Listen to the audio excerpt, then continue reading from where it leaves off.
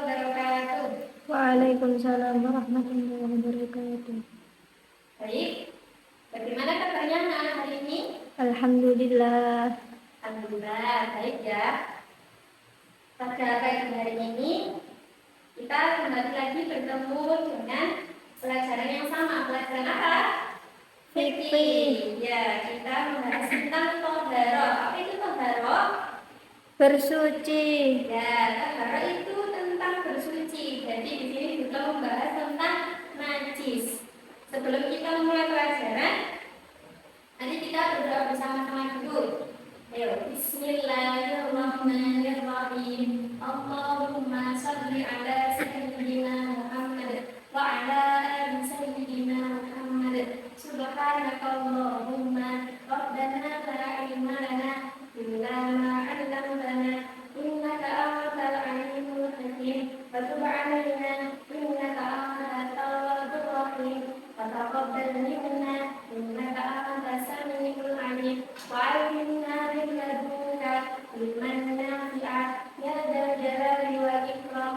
Allahumma ighfir lana hikmataka wa anshur 'alaina rahmataka ya dzal jalali wal ikram. Rabbi shrah li sadri wa yassir li amri wahlul 'uqdatam min lisani yafqahu qawli bi rahmatika ya arhamar rahimin.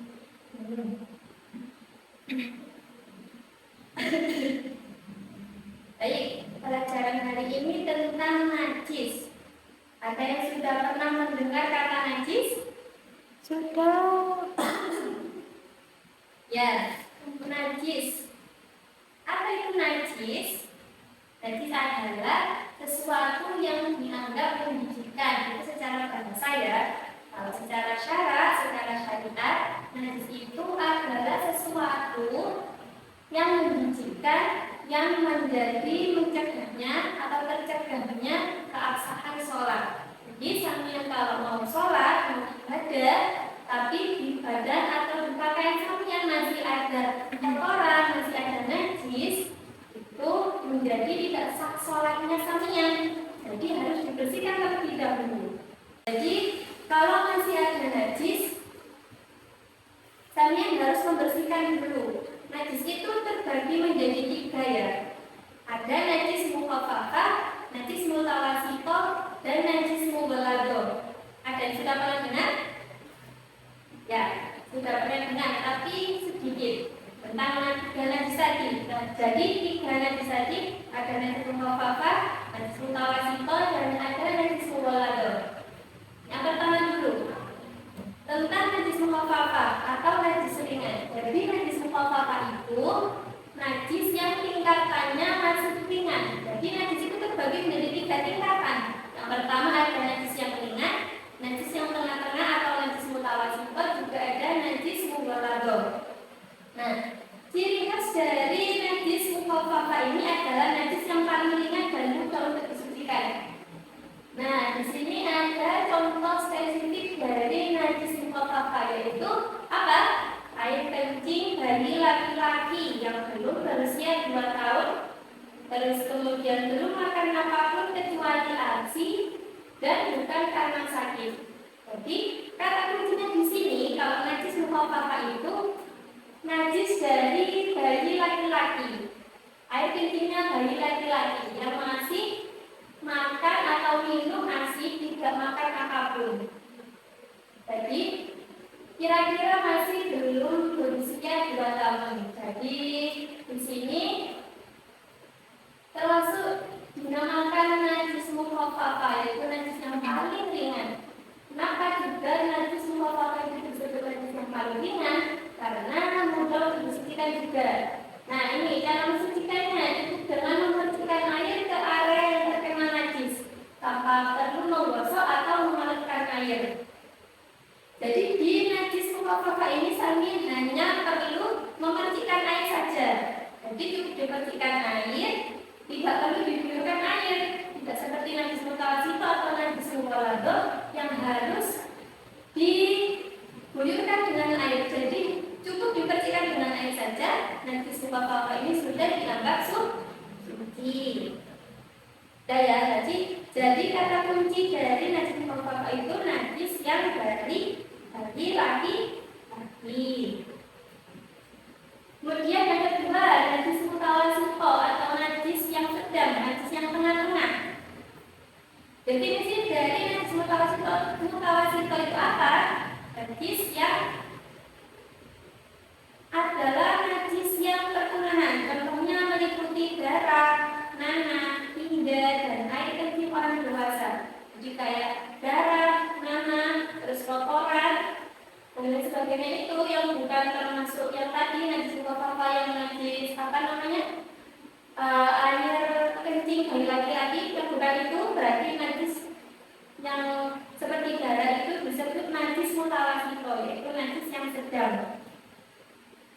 Nah, di sini cara mensucikannya itu terbagi menjadi dua. Jadi sebelum kalian mensucikannya itu terdapat dua najis lagi. Maksudnya di dalam najis mutawasito itu ada najis airnya dan ada najis suhunya. Maksudnya apa Bu? Najis airnya dan najis suhunya itu, najis airnya itu najis yang terlihat wujudnya. Ada 3 sifat-sifat najis, yaitu ada warna, bau, dan rasanya. Jadi masih terlihat wujudnya. Baik itu masih terlihat wujud berupa rasa atau bau saja atau warna saja, itu disebut najis alamiah. Dan harus dihilangkan dulu zat najisnya tersebut baru bisa disucikan, dan dianggap suci. Kemudian kalau setelah najis airnya tadi dibersihkan, asal dari tidak ada wujudnya, nah itu disebut dengan najis murniah. Jadi najis murniah ini adalah najis yang tidak tampak wujudnya, namun diyakini ada misalnya bekas kencing yang sudah kering. Jadi misal ada kencing tadi ya, air kencing orang dewasa itu kan najis mutawasito. Kemudian sudah dihilangkan najis airnya, sudah dihilangkan wujudnya, sudah hilang warna, bau atau rasanya, tapi masih diyakini najis tadi itu masih ada. Jadi masih dinamakan bekas kencing yang sudah kering, itu namanya najis murniah. Nah, kalau najis murniah ini perlu diguyurkan air sampai benar-benar hilang sifat-sifatnya tadi. Biasanya itu kalau untuk meyakinkan najis itu bisa dianggap suci itu sampai 3 kali. Jadi sampai 3 kali diguyurkan air, kemudian dikeringkan pakai tisu atau pakai mesin sebagainya. Sampai 3 kali itu bisa diyakini sudah dianggap suci. Jadi mensucikan najis mutawasito itu najis ainiyahnya dihilangkan, sudah hilang sifat-sifatnya, kemudian baru najis murniahnya dihilangkan juga. Nah, itu baru bisa dinamakan najis murniahnya sudah hilang, jadi sudah dianggap suci. Kemudian masuk di najis yang ketiga, yaitu najis mughalladho. Apa sih najis mughalladho itu? Ya, najis mughalladho itu najis yang tingkatannya paling berat. Di sini ada contohnya itu air liur, kotoran atau bagian tubuh anjing dan babi serta lingkungannya. Jadi semisal badan atau anggota badan kalian atau pakaian kalian itu terkena air liur atau terkena kotoran dari anjing dan babi, anjing atau babi, itu dinamakan najis yang mughalladho, yaitu najis yang berat. Kenapa yang disebut najis mughalladho ini najis yang paling berat? Karena memerlukan tata cara penyucian yang khusus. Jadi proses penyuciannya ini sangat berbeda dari najis yang mutawasito dan najis mukhafafah tadi. Jadi seperti apa? Area yang terkena najis harus dibasuh sebanyak 7 kali. Salah satunya menggunakan air yang dicampur dengan tanah. Jadi sangat berbeda dengan kedua najis yang awal tadi. Kalau yang ini itu harus dibasuh dengan 7 kali. Harus dengan 7 kali. Kenapa? Karena air liur dan kotoran dari anjing dan babi itu dianggap memiliki bakteri yang harus dihilangkan. Jadi harus benar-benar dibersihkan dengan beberapa kali basuhan sehingga dianggaplah air atau kotoran ini tadi pakaiannya sudah hilang. Jadi harus kita selanjutnya kali dan salah satunya dicampur dengan tangan. Kenapa harus dengan tangan juga? Kenapa tidak dengan tisu atau dengan yang lain? Karena di sini tangan itu dianggap bisa membunuh bakteri yang ada pada ragi dan lagi. Jadi itu ya. Jadi semisal pakai misalnya yang tadi mau dipakai dengan yang mau dipakai untuk sholat itu harus dibasuh dulu. Dibasuhnya harus 7 kali, dibasuh 7 kali. Terus terserah yang pertama atau yang terakhir atau yang tengah-tengah itu harus dicampur dengan tangan. Dicampur dengan tangan. Kalau sudah bisa dianggap suci. Jadi kalau kata kunci dari najis mughalladah itu air liur atau kotoran dari dua hewan ini, hanya anjing dan babi saja. Nah, sini ibu mau diskusi sama kalian. Nah, di sini ada persoalan. Kaki Ahmad dijilat anjing saat akan sholat asar. Nah, jenis najis yang pertama, termasuk jenis najis apakah insiden yang dialami Ahmad ini? Najis mughalladah. Najis mughalladah itu berarti najis yang berhubungan dengan anjing dan babi. Kemudian langkah kuncinya bagaimana? Bagaimana langkah yang harus Ahmad lakukan untuk mencucikan kakinya agar sholatnya sah? Jadi bagaimana? Ya, harus dibasuh dengan air 7 kali. Dan salah satunya harus dicampur dengan tanah. Terus, menurut pendapat kalian mengapa Islam mewajibkan penggunaan tanah dalam mencucikan najis jenis ini? Tadi sudah dibilang ya, tadi tanah tadi itu bisa membunuh bakteri yang ada pada anjing dan babi. Nah, di sini juga ada praktek presisi mencucikan najis berat. Jadi yang pertama itu ada hilangkan dan wujud najis. Pastikan kotoran atau air liur anjing atau babi itu dihilangkan sepenuhnya dari permukaan. Jadi kayak najis airnya itu dihilangkan dulu sampai benar-benar hilang, sampai kotorannya atau air liurnya itu sudah hilang. Itu sudah hilang ya najis airnya, tidak najis rumiahnya. Kemudian siapkan air dan tanah, sediakan air suci dan tanah atau debu yang bersih sebagai bahan pencucian. Terus basuhan 7 kali. Basuh area terkena najis sebanyak 7 kali secara berurutan. Nah, dari sini disimpulkan ya bahwa indahnya kesucian itu, kesucian fisik tidak hanya tentang kebersihan lahiriah, tapi juga berhubungan erat dengan kesehatan mental dan kekhusyuan ibadah.